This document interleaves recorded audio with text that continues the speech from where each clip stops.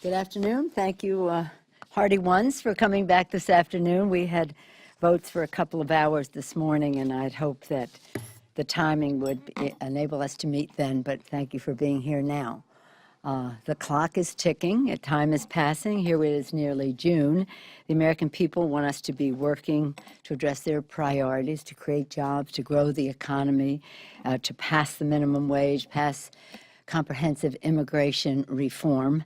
And here we are. Instead, Republicans are continuing to try to exploit the tragedy in Benghazi by pursuing another unnecessary investigation. As I said yesterday, 8 reviews, 25,000 documents, millions of taxpayers' dollars later. It's hard to see what the purpose is of dragging this on and what the timetable is of dragging this on. As I mentioned, because of the concern we had about how the Republicans would treat witnesses and their availability and documents, we thought it was necessary to have some watchdogs in the room. We consider this sacred ground. Ambassador Chris Stevens, Sean Smith, Tyrone Woods, Glenn Doherty, their memory, their families are in our hearts and in our prayers. 2 of those families have written to us to say, don't go down this path, don't do this again. And the American people, we shouldn't put the American people through this to place doubts in their minds about the security of our country. And of course, on both sides of the aisle, the interest in keeping the American people safe, and that includes our men and women in uniform, our diplomats, our intelligence community folks. It is, again, we want transparency in how this is done. We want fairness and balance in how it is done. And that's why I'm so proud that our very distinguished group of members accepted my request for them to serve. The committee is unnecessary. It brings a heavy opportunity cost. It's an opportunity cost, the cost of time when we should be doing other things, meeting the needs of the American people. And one thing we could be doing is passing immigration reform. It's 300 and someday, in June will be 1 year since the passage of the bipartisan bill in the Senate. And here we are 1 year later. Wait until you see our principles, one by one, piece by piece. Nothing is what we have seen. 11 million people hoping for a legalization and a path to citizenship. 1,100 people subjected to deportation every day. One person standing in the way of making progress. That would be the Speaker of the House. I know in his heart his intentions are good. We just hope that we will see before the 1 year is out from the Senate bill some sign of life, some sign of intention, some bill that can come to the floor. Because if a bill isn't scheduled, or a hearing even isn't scheduled on a bill that could possibly take us to conference, it's clear that their intention is to do nothing, and that's totally unacceptable. We have a bill, 200 co-sponsors, H.R. 15, including 3 Republicans. It is bipartisan. Many more Republicans have told us they would vote for the bill. Give us a vote, Mr. Speaker. The votes are there. Give us a vote. In another display of indifference to the needs of the American people, the Republicans are proposing to take food out of the mouths of our children once again. Republicans' agricultural budget would overrule doctors and nutritionists so that school children eat fewer fruit and vegetable, and pregnant moms and babies just get more potatoes. Now, potato is not a bad thing. It is a staple, but it is not everything you need for your diet. It also limits the summer feeding pilot program, and that was so important in rural areas, a program originally designed to find better ways to deliver food aid to low-income school children during summer months when school is out. Millions of children throughout our nation rely on school breakfast and lunch for essential nutrition. Excluding urban children from this pilot would serve only to penalize hungry children because of where they live. This is not who we are, and I hope that we can work to restore the original intent of the pilot to cover children and from both rural and urban areas. And I salute the First Lady, Michelle Obama, for her leadership on child nutrition, so important to those children their health, their education. Children can't learn when they're hungry. And one of my motivations from even being in politics as a mother of 5 is that the fact that 1 in 5 children in America lives in poverty, so many of them go to sleep hungry at night. I think that's totally unacceptable in the greatest country that ever existed in the history of the world. Many people in government and politics are drawn because of that, to it because of that injustice. As we prepare to commemorate Memorial Day, that beautiful day, our thoughts, of course, are especially with our veterans and their families. Yesterday, the president also forcefully reiterated his commitment to get to the bottom of allegations of gross misconduct at some Veterans Administration sites across the country. Democrats share the president's outrage. Our military leaves no one behind on the battlefield. That's what they say. On the battlefield, we will leave no soldier behind. And we say, when they come home, we leave no veteran behind.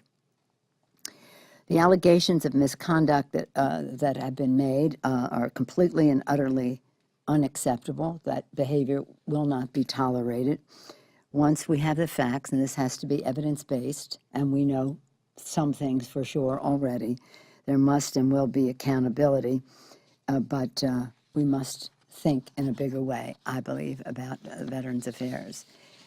When I became the leader, before we had the majority, we planted a flag for our veterans. We said this is going to be one of our top priorities because we owe so much to our veterans.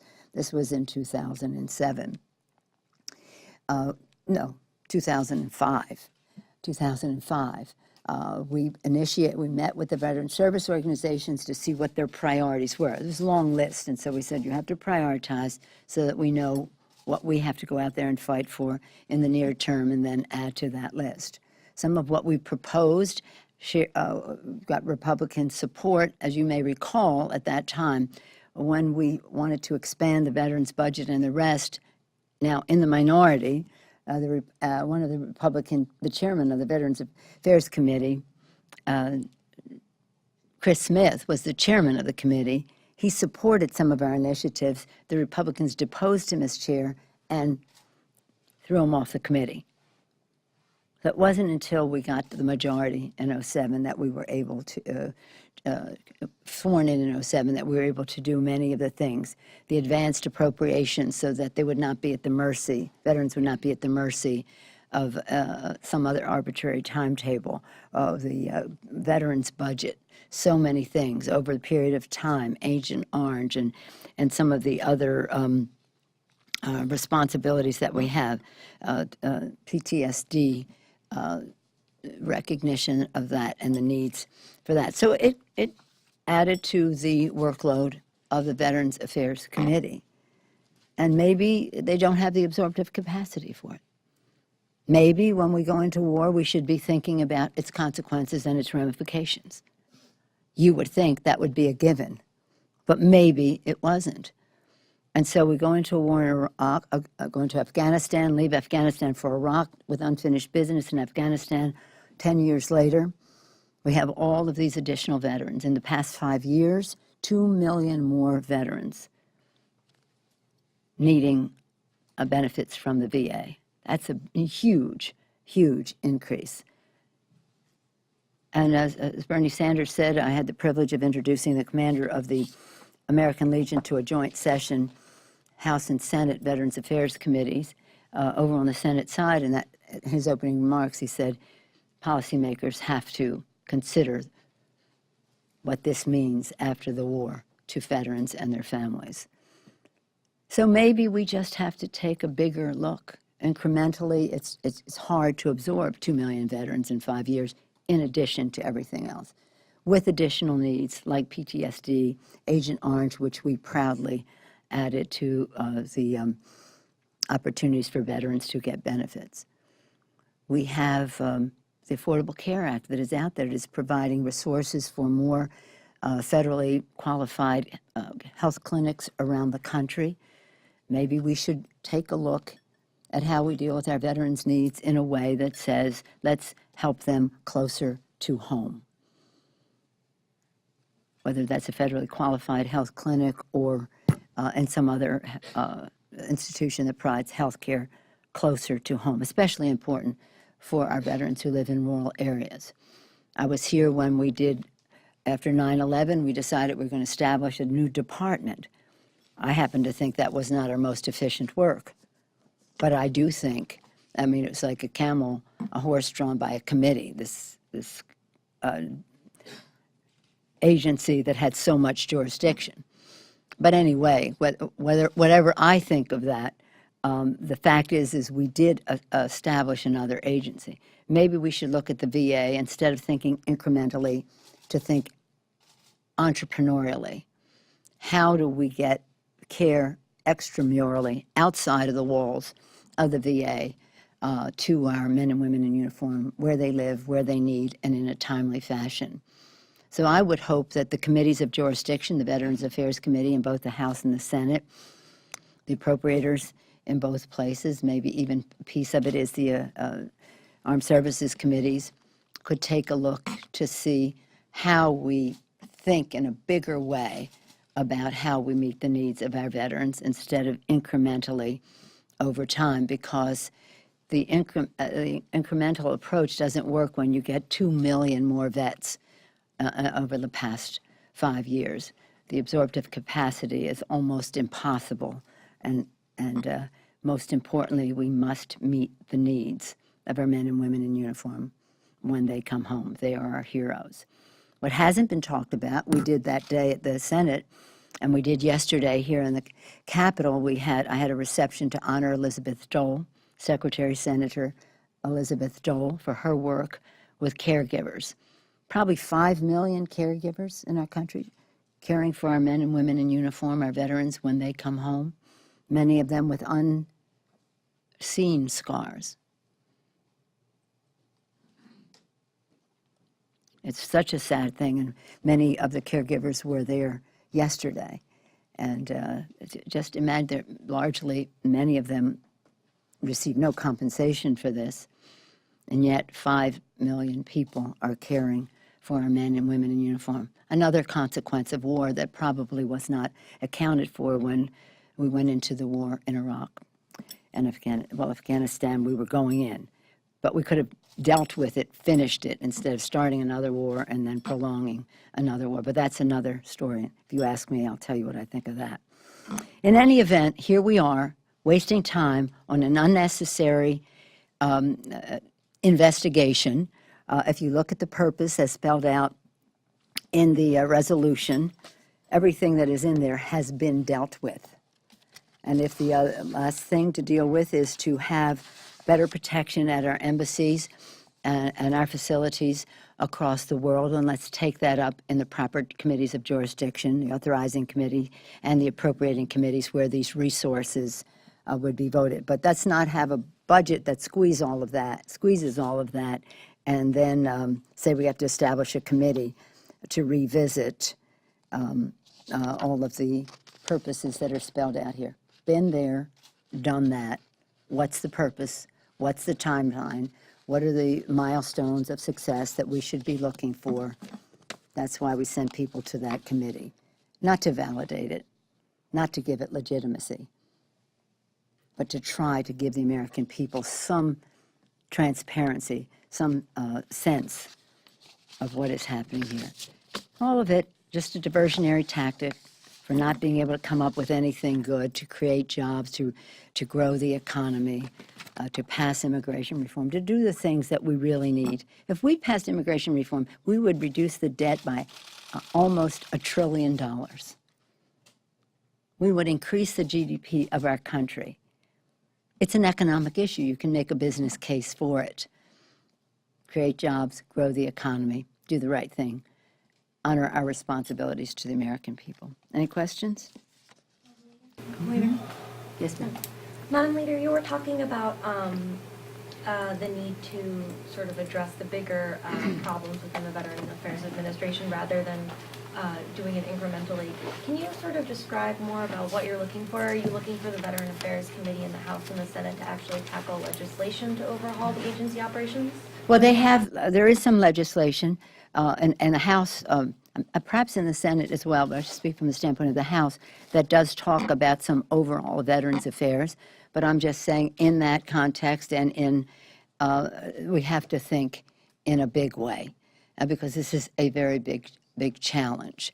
And again, the fact that we can treat people in places other than the VA hospitals has to be streamlined. We can't have another backlog of people waiting for permission to go to a federally qualified clinic in their region. So there has to be a comprehensive look at it. But I think that it would be bipartisan agreement on some of it, but let's subject it to the test, see what works and what, again, meets the individual needs of those people. But I do think there's some initiatives already in the works to say overhaul, and I'm saying let's think bigger.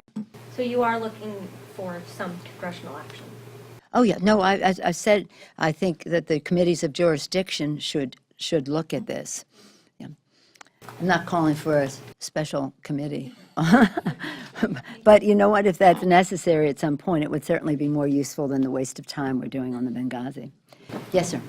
Well, actually, just to follow up on that, because this morning, Speaker Boehner was asked about Shinseki, and one of his portions of talking about that was that it's not just the guy at the top, it's the entire system below him that's at fault here, he said. So it does raise the question that there may be some sort of agreement or consensus about needing to look at the entire system. But given that politically the competition has always been who can say they're closest to veterans, how do you create the space for maybe trying to act on the consensus, if there is consensus, to take a look at the entire system rather than just tinker around the edges this time? Do you do a committee? Do you do a special What do you say commission? tinkering around the edges? When we had the majority, we did not tinker around the edges. We made some of the biggest progress for veterans in our country since the GI Bill. And some of it was even bigger than that because our needs were greater. Since the GI Bill, in terms of allocation of resources, in terms of opportunity for our second GI Bill that we had for our Iraq-Afghan veterans, the Agent Orange initiative that is there.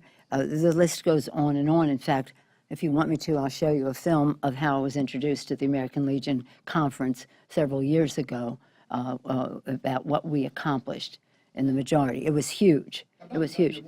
Now, but the question of the system It wasn't delivery. taking around the edge. No, we're talking about going back 5-6 years. And in that time, we have 2 million more veterans. So what I'm saying is that let's take a look at the system. Let's take a look at the system. What we did was drastic. It wasn't incremental.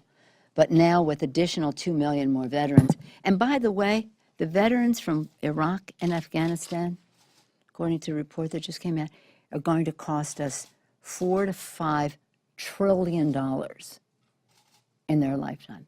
$4 to $5 trillion. And of course, that doesn't have any of the hidden cost of what it means to caregivers and their families, their opportunity cost of not being able to work because they're a caregiver at home. So we have to look at this, and politics has no place in this. It has to be at a place where we say, what is necessary for this person, this person, this person, as we look at the staggering statistics to address them so that they affect people one person at a time. And I think that there seems to be good cooperation on the veterans. I mean, in other words, everything's relative, but the purpose of the Veterans Affairs Committee is something that I think both Democrats and Republicans value and would be willing to work together to go forward. I'm impressed by some of what Chairman Miller has said about some of these issues in our House, and of course Bernie Sanders in the Senate. You can just imagine. He's so good. But when I went there with the American Legion to introduce their commander, I was very impressed by the statements made by the Republican senators on the Veterans Affairs Committee as well. Do you think that if there wasn't, if trying to do something system-wide, that it wouldn't necessarily get bogged down?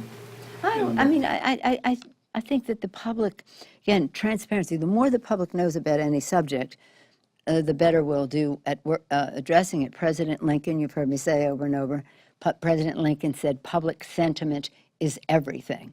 Well, public sentiment is very aware of and has definite opinions about what's going on now. I think you have to always be hopeful, extend the hand of friendship, see where you can find common ground. This is our responsibility. These people are our families, they're our veterans, they're our heroes. And as I say, that's why we planted a flag for them as one of the first things we did when I became leader and when we became the majority and had the speakership and could move these initiatives. Yes, ma'am.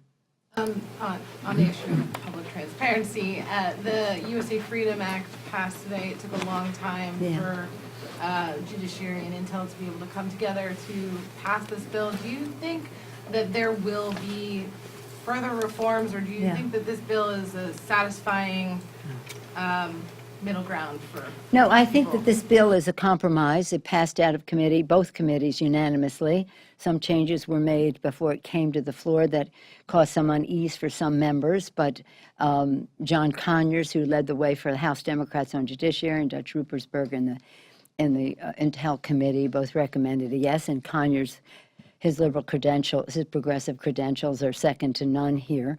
But I think it all is with the idea that more needs to be done. Yes. Madam Leader, may I follow on that? You've had your clashes with the intelligence community Yes, in the I past. have. That's an understatement, and you like to say that you have the scars to prove it. I do. Are you, given some of the concerns, not just on your side of the aisle, but largely on your side of the aisle, that the language of this reform bill is going to allow exploitation eventually by an aggressive intelligence community and very smart attorneys for an aggressive intelligence community? Do you have sympathy for that point of view, and isn't that a major concern? And many of the interest groups, including internet companies from your part of the world, have backed away from this bill. Yeah. They did. Because Well, of those concerns. We had a big, strong Democratic vote on our side, not 2-1, but almost 2-1 in favor of the bill. That was not an imprimatur to say this is the bill we would have written, but it is a compromise, and it is an attempt to move forward. Now, some of that opposition came late because of some additions that were made after the committee action, and I think that will get some visibility, some, shall we say, examination on the Senate side. But we really have to make sure that, again, we have liberty and security. It's always been the balance. How do we protect the American people while respecting their rights and their privacy? Again, now we have liberty, security, and the American brand name. So we cannot have the American brand, which makes America the leader in the world on all of this technology, be questioned because of actions that might take place in the intelligence community. You've been so clear in the past about how you feel about the intelligence community's willingness to mislead Congress or Yeah. not do Congress's Well, will. Why is it different in this case?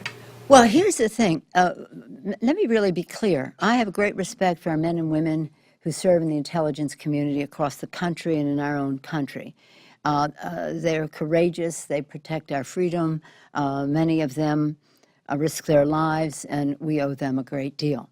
There are those, though, who are involved in some of these actions who, quite frankly, what I was referencing when we had this conversation several years ago was the direction of the White House, of the Bush, especially Cheney White House, for aggressive collection and aggressive interrogation and the rest, and you have no recourse because you can't talk about it, and then they can say anything they want about what they told you or when they told you or what they are doing, and you're not at liberty to say, no, I know you're doing something other than that. So, but I don't think that sprang from the community. I think that sprang from the Cheney wing of the White House. I think it was political, and that's unfortunate. However, when we got the majority, we passed legislation make the intelligence community much more accountable to Congress, to make the administration, whoever that might be, at the time it was Bush Cheney, not be unilaterally able to just order things up, that there had to be the third branch of government, the judicial branch, had to be involved in decisions about collection and arrest. We got, and I can give you list of the changes that we made. We didn't make every change because we still had to get signature from President Bush. And then when President Obama became president, we moved closer to a place that respected our need to protect our security as well as respect our privacy. What you saw in the revelations that came out was harmful to our security, to our privacy, and to American brand name of technology, which we want to be preeminent in the world, and we don't want to be shut out of that, because that would hurt our security. That would hurt our security. So, yeah, no, I mean, it is, you don't mess with the intelligence community without them coming at you some way or another. I mean, that's just the way it is. But the fact is, you have to speak out. I think that this legislation is an improvement, a vast improvement over current law. Is it everything that we need to do? It's always a work in progress. Yes, Deidre? I want to go back to the VA. We're going to have the Harvey Milk stamp ceremony with the executive branch in a little bit, so that's why I have to go. We're very excited about that. On the VA, you talked about the bipartisanship at the committee. There's bipartisan frustration at the Veterans Affairs Committee that the agency is not responding to the subpoena the committee sent them. Mm-hmm. As you know, some Democrats have called for Secretary Shinseki to resign. Mm-hmm. Are you satisfied with the administration's response to these developments about these deaths at these hospitals because of these waiting lists? Is it doing everything it should be? Well, let me say about the President of the United States, and I have, as I said, I've watched people on this issue because this is a priority for us from day one. This president, even before he came to Congress, had a major concern about America's veterans. And of course, when he became a senator, he was part of some of the initiatives we had to do what I said earlier, to increase the benefits and opportunities and services for our veterans. I know this is a high priority for him. Now he's commander-in-chief. Now he sees the ramifications of some seeds that were sown a long time ago when you have two wars over a long period of time and many, many more, millions more veterans. And so I know that he is upset about it. We all know that. We've been told that. I've seen that firsthand. None of us could be satisfied with how you can immediately address some of these concerns. And you have to address them. You have to correct them, and you have to take action, and some of that action might be in the courts. You know, this is deadly serious. General Shinseki is a 4-star general. I first met him on the field of battle in Bosnia a number of years ago when I was a member of the Intelligence Committee, visiting him there. A 4-star general, a patriot, a person who cares very much about our veterans. He's fought side by side with them, and I don't know that if you wanted to if you change somebody at the top, that means the system. You know, in other words, there's some of this is intrinsic into the system, and just changing people at the top may appear to represent change, but it's the culture, it's the system, and it's the challenge that they face. With all due respect to the VA, in terms of some of the criticisms we've had over the years, they have 2 million more veterans in the past 5 years. So I think that they are dealing with it in a very important way. Strong concern, looking for evidence, the evidence-based, supporting what our colleague Congresswoman Kirkpatrick called for, this overview from the Inspector General and the rest of that. Let's just get the facts on what this is so that we know. Now, it doesn't mean we're going to find out if these things happened. We know they did, but what is the extent and what is the remedy? And I leave it up to them to decide. When Petzel, the administrator who had been there, Dr. Petzel, for 40 years or something like that, left, I thought that might be a sign of some things to come. He was scheduled to leave anyway, just in a few months anyway. But there's unease. There's unease among the American people who care about this. There's unease among the veterans and their families, among the caregivers, among all of us who care about our veterans, whether in a public role or personally in our daily lives. And we have to, this has to be on a path that takes us someplace, not just a registering of concern. And I have confidence in the White House, yeah, because I know how much this means to the president. It always has, long before he was president of the United States. But in the meantime, we could be passing, again, bills to create jobs, because one of the things we need to do for our veterans is to honor them with our work, honor the sacrifice that they make, and build a future worthy of their sacrifice, so that when they come home, they can have jobs and they can have education and they can have opportunity, that they can provide for their families, that they're not homeless in our communities. And that number is coming down drastically under the Obama administration.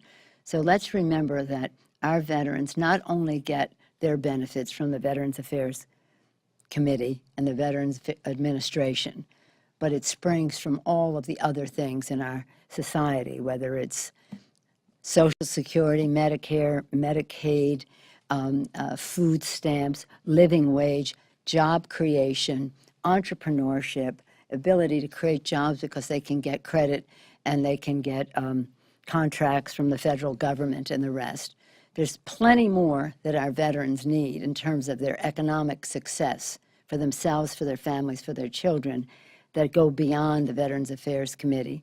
When we talk about the difference between parties here, we're not talking about it. We all value our veterans. I respect that. But the budgets that we put on the table have an impact on veterans to a large extent beyond Veterans Affairs. When we did sequestration, I insisted, and others did too, that we separate veterans out so they were not affected by the Veterans Administration wasn't affected by sequestration. However, all the other cuts that are made have an impact on all Americans, many of them veterans. Unemployment insurance, not extending it, many of those people are veterans who lost their jobs through no fault of their own and are seeking work again. That's just one example. So again, we leave none on the battlefield when they're at war. When they come home, we leave no veteran behind. I hope their families will, if enjoy is the word, observe a Memorial Day that gives them hope. That's our responsibility, to remove all doubt. They will get the job done for them. Thank you all very much. Happy Memorial Day to you.